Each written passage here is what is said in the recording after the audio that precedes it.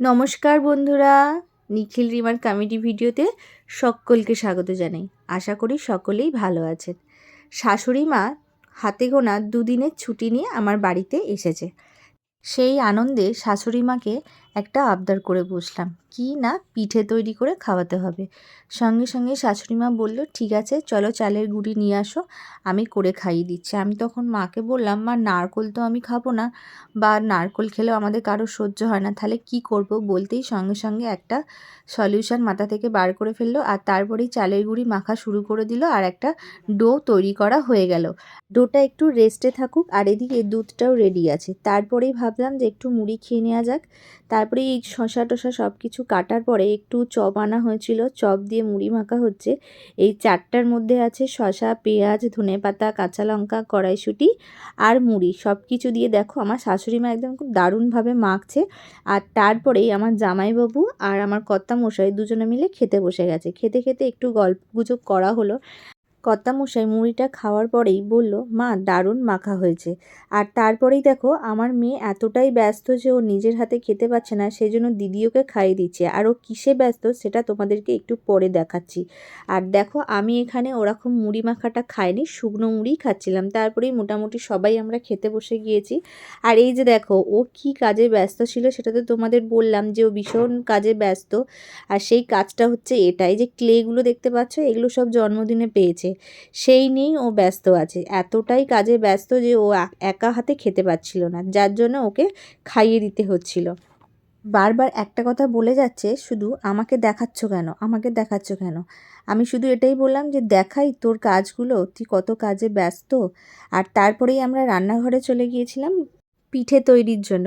আচ্ছা এটা কি তোমাদের পরে বলছি, আগে তোমাদের বলেছিলাম যে নারকোল খেলে আমাদের সহ্য হয় না, আর তখনই শাশুড়ি মা যে মাথা থেকে সলিউশনটা বার করেছিল, এটাই হচ্ছে সেইটা।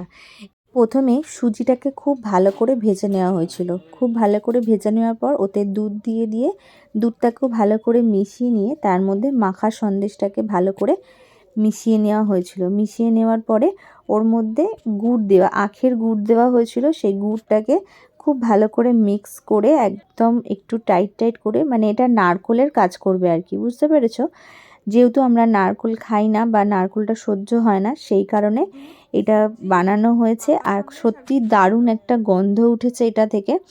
এর মধ্যে আমরা আর কোনো রকম কোনো মিষ্টি বা কোনো কিছু দিইনি, চিনি এই মিষ্টিতেই আমাদের ঠিক আছে। আর তোমরা যদি আরও মিষ্টি খাও বা এতে চিনি দিতে পারো।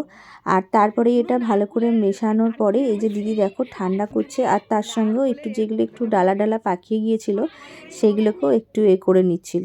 আর এদিকে দেখো মা আর দিদা বসে পড়েছে পিঠে তৈরির জন্য।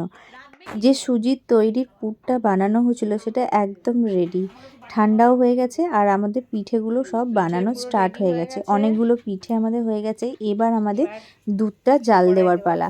তো চলো, দেশ থেকে মা অনেকটা দুধ এনেছিল, প্রায় 2 লিটারের মতো। সেই দুধটা দিয়ে মাকে বললাম, তুমি দুধ পুলিটাই করো। বলতে দুধ গরম করার জন্য কড়াইতে বসিয়ে দিয়েছে, আর তারপরে ছোটো এলাচ দিয়ে দিচ্ছিল একটু, যাতে গন্ধটা সুন্দর হয়। আর এদিকে দেখো দুধটা একদম ফুটে গেছে। এরপর মা কী করছে, পিঠেগুলো দুধের মধ্যে ছেড়ে দিচ্ছিল। এরপর শুধু সেদ্ধটা হওয়ার পালা, আর তারপরেই খাওয়া দাওয়া। দুধটা খুব ভালো করে ফুটে একদম সেদ্ধ হয়ে গেছে। আর দেখো আমাদের দুধ পুলিটা রেডি। আর তারপরে দেখি দিদি এসেছে ফুচকা নিয়ে। তারপরেই একটু ফুচকা খাওয়া দাওয়া হলো। তারপরেই আমি দেখলাম যে মা এসে পিঠেগুলো একটু নাড়িয়ে নাড়িয়ে দিচ্ছিল যাতে নিচে না বসে যায়। তারপরে মা বললো যে একদম পিঠেটা কমপ্লিট হয়ে গেছে। তো চলো, আমাদের গ্যাসটা বন্ধ করে দেওয়া হয়েছে। তারপরেই বড়দিদিকে দিয়ে টেস্ট করানো হলো যে বড়দিদি তুই দেখ কেমন লাগছে খেতে। ও তো খেলো, খেয়ে বলল যে দারুণ হয়েছে। সেটা আপনারা ওর এক্সপ্রেশন দেখেই বুঝতে পারছেন যে কেমন খেতে হয়েছে। আর তারপরে মা বলল রাত্রিরে খাওয়া দাওয়ার জন্য আজকে সব সেদ্ধ বসিয়ে দাও। এই আলু বেগুন সবটাই ভাতে দিয়ে সেদ্ধ করা হয়ে গেছিলো। আজকের ভিডিওটা তোমাদের কেমন লাগলো অবশ্যই কমেন্টে জানিও। ভালো লাগলে একটা লাইক দিও। Tata, bye bye, good night.